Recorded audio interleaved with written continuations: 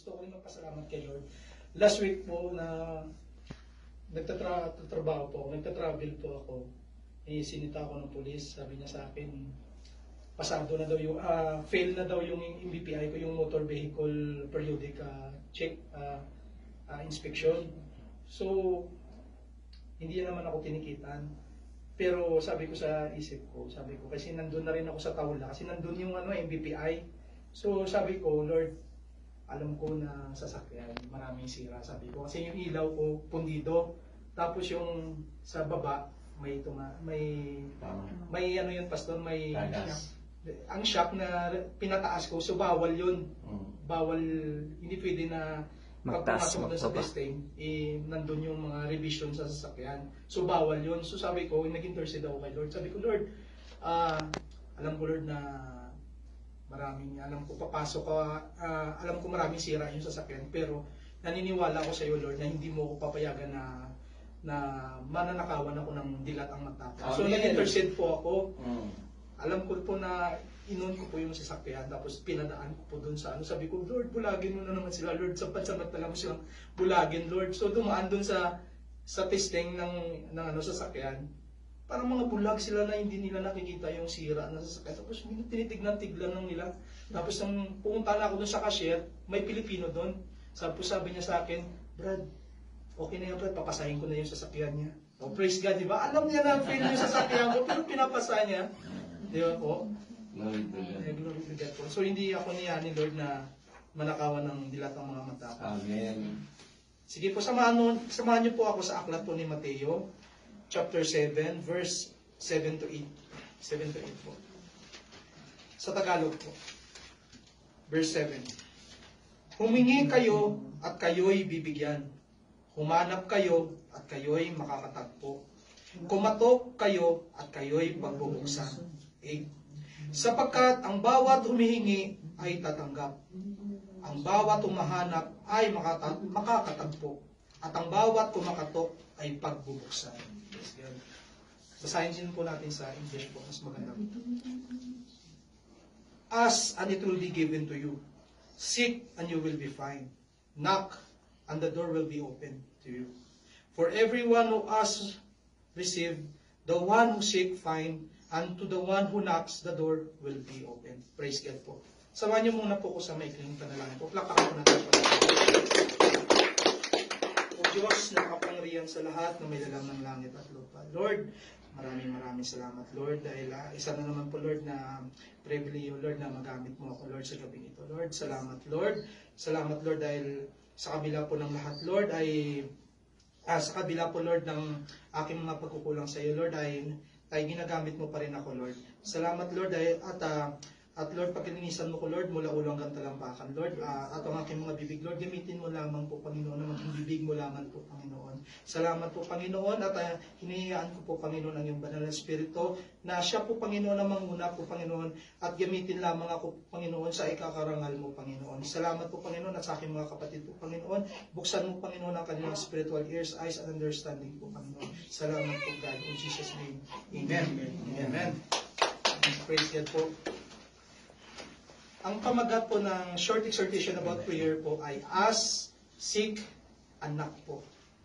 So, di ba sabi po sa verse po natin, humingi kayo at kayo'y bibigyan. Humanap kayo at kayo'y makakatagpo. Kumatok kayo at kayo'y pagbubuksan. Sapagkat ang bawat humingi ay tatanggap. At ang bawat humahanap ay makakatagpo. At ang bawat kumakatok ay pagbubuksan po. Praise God po. Di ba po ever wondered kung bakit minsan po yung hinihingi natin sa Panginoon ay hindi talaga, hindi natutupad, di ba? Hindi nyo ba napapansin? Minsan humingi tayo kay Lord, hindi niya binibigay. So, some people say, God is deaf. Yung iniisip nila, yung Diyos natin ay bingi. Di ba? It seems like our prayers hindi umaabot sa langit. Parang umaabot lang sa kisame. At kahit anumang ginagawa mo, kahit anumang mga prayers, at kahit anumang hiningi natin kay Lord, bakit walang nangyayari? So mga kakapatid, kung nagtataka kayo kung bakit ganon, so please allow me to share with you the reason why sometimes God never answered our prayers. Una po, it's not yet the time. Hindi pa timing. So when you say timing, ibig sabihin, hindi pa hinog yung hinihingi natin kay Lord. There are times na tinatanong natin si Lord, bakit matagal pa natin nare-receive yung mga prayers natin? Ginagawa naman natin lahat. Diba, matyaga naman tayo. Masipag naman tayo. Until such time, hindi pa rin natin natatanggap yung mga prayer natin. Well, instead of asking God, Lord, why are things not happening according to my plan? Why don't we ask ourselves, Lord, ano ba dapat ang baguhin natin sa buhay natin? Para ibigay mo na sa akin ang inihingi ko. The problem actually, it's not the giver. The problem is the receiver. So it's very important for us to really reflect, not really question God, but to question ourselves. Probably we are not yet prepared, and we know for a fact that God will not give something to a person who is not yet prepared. Instead, probably the things na binibigay sa atin will be a blessing sometimes. It will become a curse, di ba? Ika nga, di ba, pampahirap sa buhay natin, instead po, pampaginawa sa buhay natin. Yung pangalawa po, yung it's not meant for us, hindi para sa atin. So, sabi ng God, said no. So, alam mo naman mali ang intensyon mo, mali yung puso mo, kaya hindi mo nakukuha at natatanggap yung mga prayers mo. Pangatlo po, we never ask, hindi tayo humihingi po. The third reason why you do not receive your prayers is because simply we never ask. Yun ang problema. The reason why you do not receive because you never ask. Hindi ka humingi or never seek. Kaya minsan wala talaga tayo nakukuha. So, that is why the reflection for tonight is to ask, to seek, and to knock. The reason why we do not receive our prayers because we never ask, we never seek, and we never knock. That's the reason why God said to us, knock, ask and it shall be given. Seek and it shall be found. And knock and it shall be opened. Napakahalaga kahit alam na natin, di ba? Alam naman ni Lord ang mga pangangailangan natin sa ating mga buhay. Yes, God knows, di ba? Alam ng Panginoon ang mga pangangailangan natin. But God wants us to exercise our faith. Because we are people of faith. Not dahil robot tayo. Hindi tayo robot, di ba? Ang gusto talaga ni Lord for us to exercise our faith, to rely as Him, di ba, para tayong mga bata, di ba? Pero di ba, pag tayong magulang tapos may mga anak tayo, di ba? Pag humingi po yung mga anak natin o mga anak nyo, pag humingi sila sa inyo, di ba? Kung malambing sila, di ba? Napakasarap po ng pakiramdam. Huwag lang yung demanding kasi maiinis ka kung demanding ang hinihingi sa iyo, di ba? So, pangalawa po, we also got to learn how to seek. The reason also why we never seek, or reason why we never find anything in our life, because we never care to seek. Hindi tayo naghahanap. Parang gusto natin yung opportunity.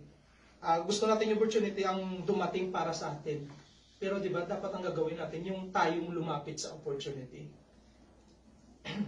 So, believe me, if you wait for the opportunity will not come to us. Hindi po dadating yung opportunity po para sa atin.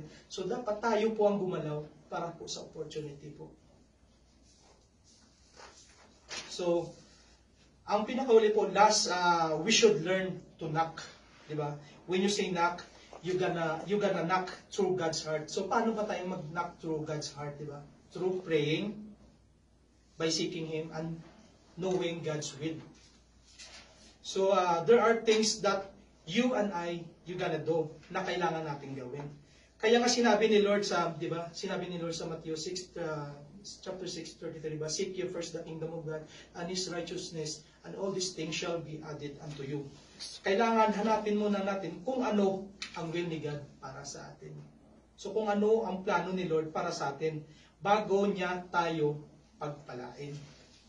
So kung ano ba ang plano ni Lord sa atin, hindi yung baliktad na sabihin mo kay Lord, ito yung plano ko, Lord, tapos i-bless mo ako. Ito yung gusto ko, Lord, tapos i-bless mo ako, Lord, di ba? Hindi pwede yun. Kailangan, isik muna natin si Lord. In the end of the day, God said, di ba, there are many plans in a man's heart, but the Lord purpose will prevail. Diba? Kahit anong gawin po natin, wala naman tayong magagawa. Kasi kahit paikot-ikot pa po tayo, kahit saan po tayo mapunta, ang will pa rin ni Lord ang mananaig po sa mga buhay natin. Kaya po yun lang po. Praise God po. Salamat po. Palapakan po natin. Yes, Lord. Maraming salamat, Lord, sa gabi nito, Lord. Salamat, Lord, sa mga salita ng tawi sa akin. Lord, salamat, Lord. Ikaw lang mga tinataas ko, Lord. In Jesus' name we pray. Amen. Bigyan tayo po